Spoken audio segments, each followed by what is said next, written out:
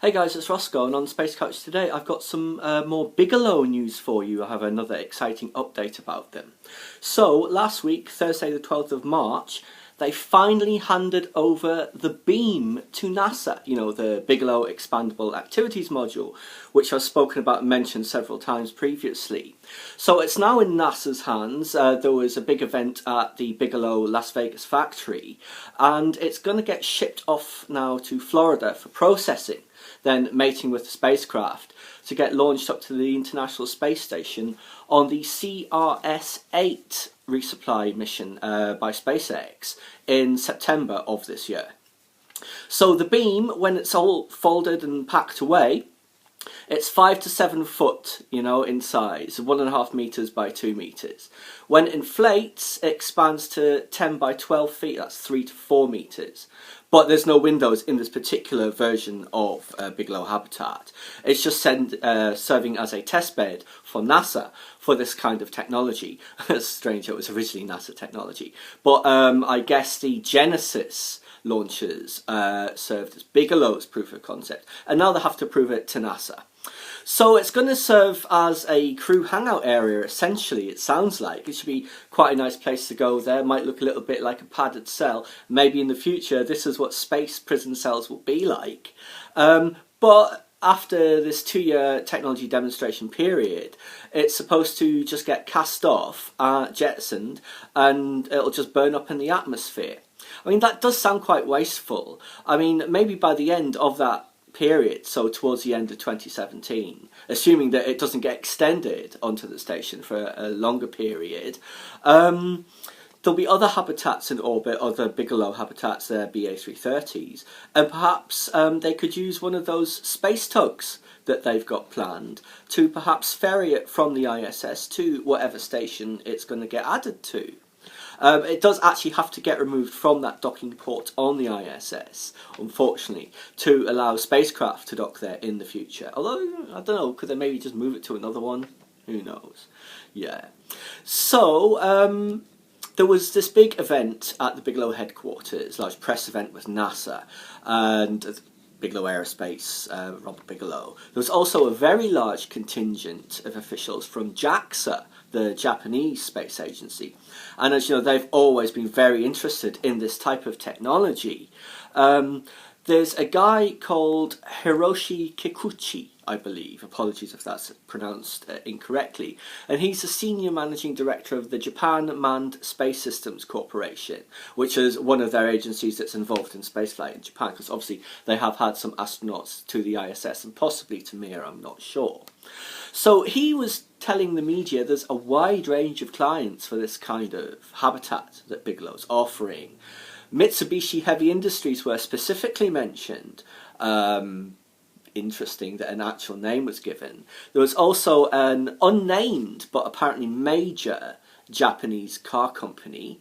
Pharmaceutical companies would find it useful, although I remember seeing in the documentary about the ISS that when they did do that sort of like growing protein crystals in space, it was all pretty pointless. They didn't really find out anything they didn't already know, but that's a different issue. Obviously other uses, as we know, for Bigelow habitats could be entertainment ventures, space hotels, as it's always called, I suppose. But it'll be things like, Sarah Brightman, the opera singer, she is going up to the ISS later this year for, I think it's like a week or 10 days or something. She'll be performing.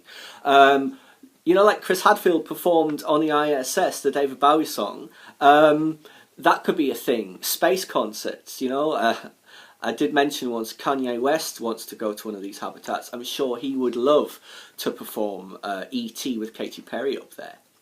A couple of interesting other points about this press event. There was a full-scale mock-up of their proposed Olympus module, the enormous one.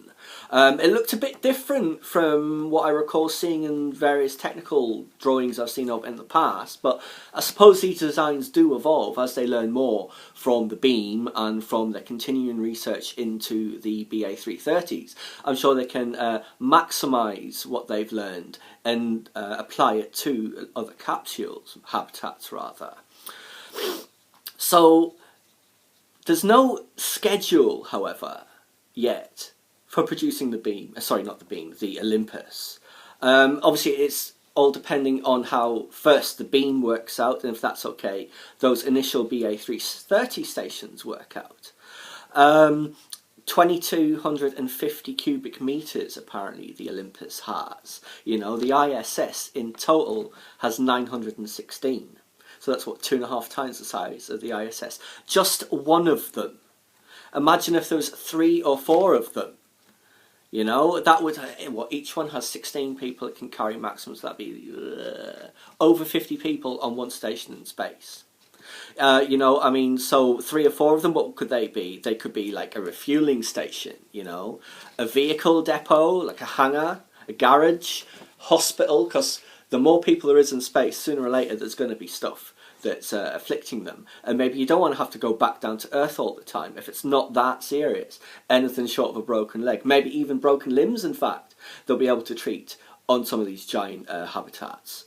And obviously military outposts, I expect we will see some of those dotted around here and there. Low Earth orbit, Lagrange points, orbiting the moon, wherever certain countries feel they should be maintaining a presence. So anyway, the Olympus, it weighs 65 to 100 tons depending on the particular configuration, and there isn't anything yet that can actually launch it, although it's the sort of thing that the Falcon Heavy could launch.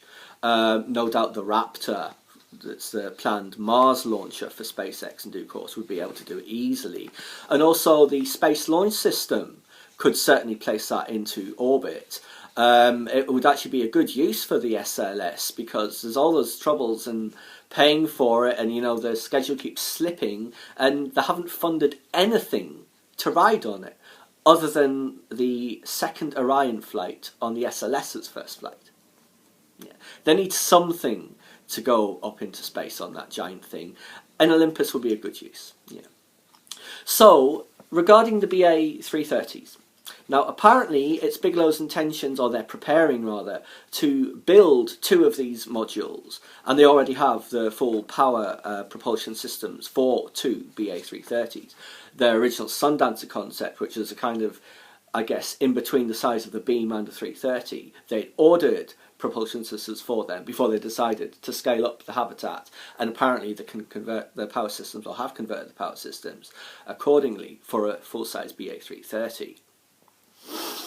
Yeah, so they want to get them completed by the end of 2017. It's coinciding obviously with the space taxi service from Boeing and SpaceX, and perhaps Sierra Nevada with their Dream Chaser, working with the Japanese and the Europeans. There was that DC-4EU program recently that they did. And hopefully they'll place them into orbit in 2018. Hopefully. And remember, each BA330 needs multiple flights a year to service it. I think it's 4 flights a year, I might be wrong. So 2 BA330s would need 8 flights just for themselves. You know, replenish perishables up there, swap out the crew, rotate guests, all that sort of thing. Take cargo to and from that station. Yeah. I mean, that's very good for the expansion of the industry. The more habitats are up there, the more flights are up there, and you've got the beginnings of a space travel industry to these habitats, where it becomes normal. You say, oh yeah, I'm going to the upper office for a week, and no one thinks twice about it. It's just a thing that happens. Yeah, multiply that again by some Olympuses. I mean, I'm not even sure how many flights a year that would need, just one of them. But you'd be talking about dozens of extra flights, exponential growth. It would be fantastic. One other thing about the press event between Bigelow Aerospace and NASA and the Japanese, and no doubt many industry and press representatives, Robert Bigelow's wife was in attendance, which apparently is very rare for her to be seen in public. And this was, in fact, the first time I had ever even heard mention of a Mrs. Bigelow. She's apparently like his muse. It's like the unofficial chief executive officer, chief technology officer, chief financial officer. She runs everything while he builds his habitats, I guess. Unless she is actually an alien and she's his controller. Who knows? I don't know. Anyway, we're starting to hear now the first murmurings about what's going to happen after the ISS. I've started to see that on sites and various things on the internet. And obviously Bigelow is probably what it's going to be. It seems like this is the technology that takes us right into proper space transport, you know. Add that to Elon Musk's rockets once they're fully reusable, and it's going to be awesome. It really is. You know what? If the Russians do decide to uncouple their segments from the ISS to create I guess it'd be like a Mir 2, probably just one BA330 would replace all of that, or could replace all of that rather, you know. Imagine if you hooked up an Olympus to that. That would be a very odd looking configuration. Be like, you know, the Ark ship in the 100. I think there's it looks a bit like that in some parts, I believe. Yeah. So it's interesting times ahead for Bigelow. It's good to see they're really moving forward now. It's like we're almost at the launch. The hardware has been delivered. You know, it's up to NASA to fix it properly now into the spacecraft, and for SpaceX to launch it. Really hope this SpaceX flight goes okay. Fingers crossed. As you know, it'll be awesome once that's up there. Yeah. Bigelow, however, have their fingers in many pies, and they've also done a lot of work with Boeing on the CST-100. As well as working with SpaceX on occasion. In fact, Robert Bigelow, originally the Genesis 1, Elon Musk offered to launch it on the then proposed Falcon 5, which was later cancelled, in favour of the Falcon 9, but the timetables didn't work. But they've had this like rolling $500,000 deposit ever since then, I guess, and I'm sure one day he will actually use it to launch something, because NASA's paying for this CRS-8 flight, obviously. Bigelow will be launching stuff. In fact, Bigelow and Elon Musk, they've got an awful lot in common. I think I'll do a separate video on the two of them together. Yeah. So anyway, guys, that's it for me for this time. I thought you'd enjoy this update to Bigelow Aerospace, because we know how popular they are. As always, please feel free to subscribe to my channel, leave a comment, or like the video.